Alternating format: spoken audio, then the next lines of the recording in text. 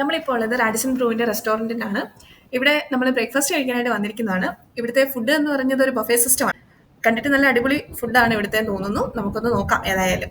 അപ്പം ഡയറ്റ് എടുക്കുന്നവർക്കൊക്കെ വേണ്ടിയിട്ടാണെങ്കിൽ ഇവിടെ ഇഷ്ടംപോലെ കട്ട് ഫ്രൂട്ട്സും അതുപോലെ തന്നെ വെജിറ്റബിൾസും ഒക്കെ നിറയെ ഇരിപ്പുണ്ട്.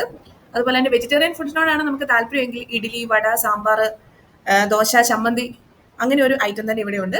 പിന്നെ കേരളീയരുടെ ദേശീയ ഭക്ഷണമായ കഞ്ഞിയും പയറും ഉണ്ട്.